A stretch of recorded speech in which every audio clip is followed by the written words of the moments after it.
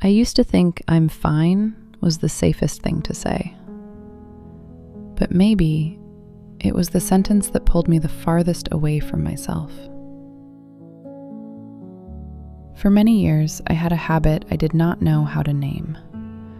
Every time I felt sad, anxious, disappointed, ashamed, or uncomfortable inside, my first answer was always the same: "I'm fine."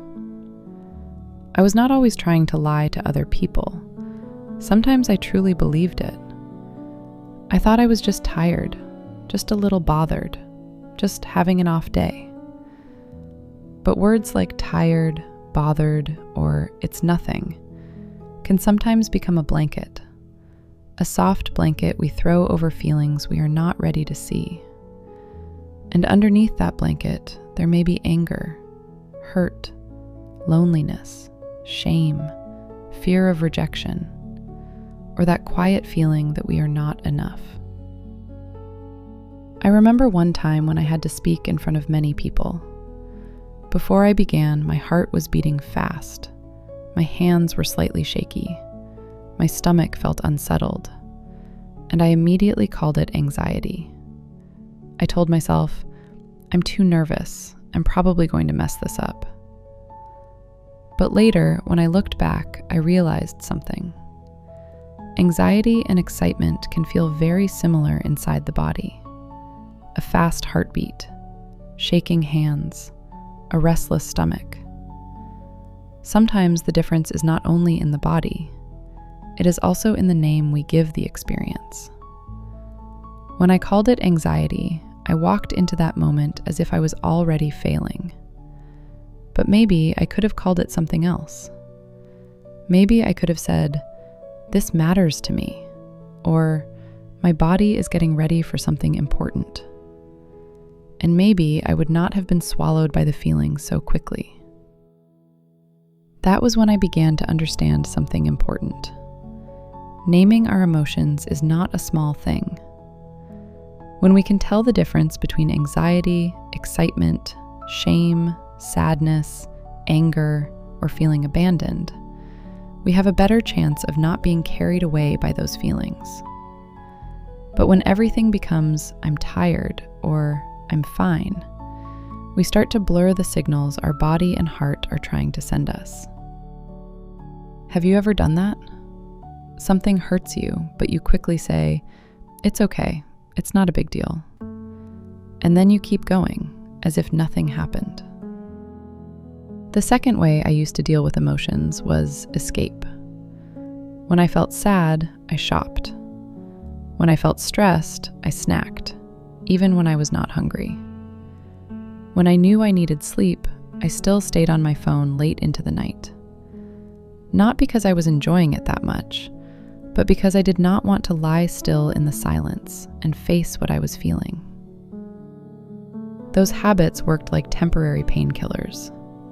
They made me feel better for a few minutes. But the thing that hurt me was still there. After the shopping, the eating, or the scrolling, the old feeling came back. Sometimes it came back even heavier. Because now I was not only sad, I also felt guilty. Guilty for spending money. Guilty for eating too much. Guilty for wasting time. The third thing I used to do was command my emotions. Be happy. Stop being weak. Stop overthinking. Get back to work. At first, this sounds like discipline. But underneath it, there is often a quiet war. When we treat our emotions like enemies that must be removed, the mind starts watching itself all the time.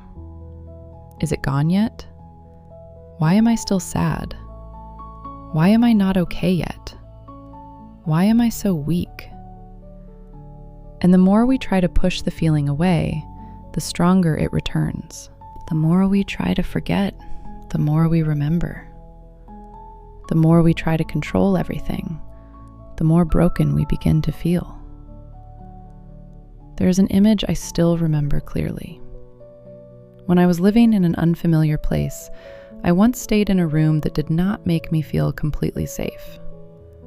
At night, before I went to sleep, I would place something near the door as a temporary barrier, just to feel a little more secure.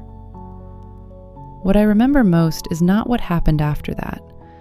It is the repeated feeling every night.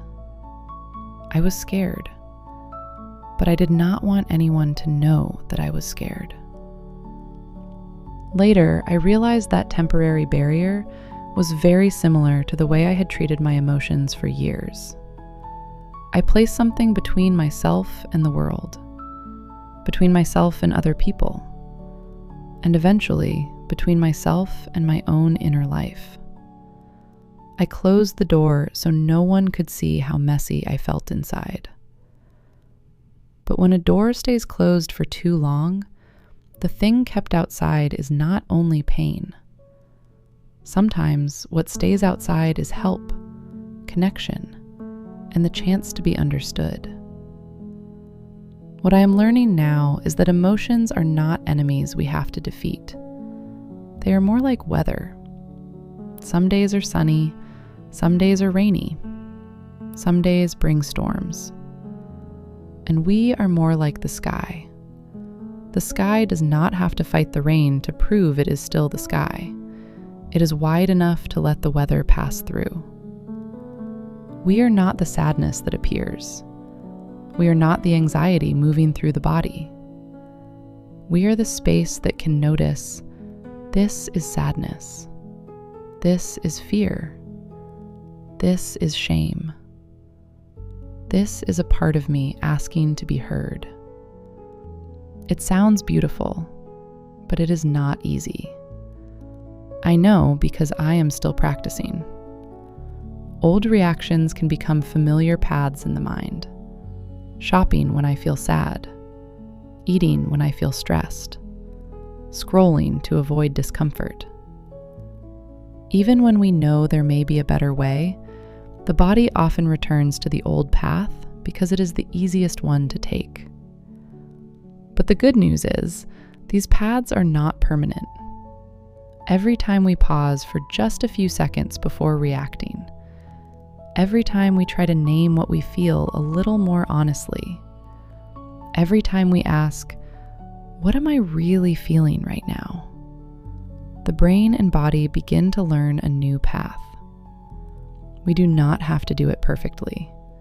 We do not have to become calm immediately. We only need to become a little more honest. Instead of saying, I'm fine, we might begin with, I don't know exactly what I'm feeling yet, but something inside me does not feel okay. Sometimes that sentence alone is already an open door. The hardest part is often when our emotions involve other people.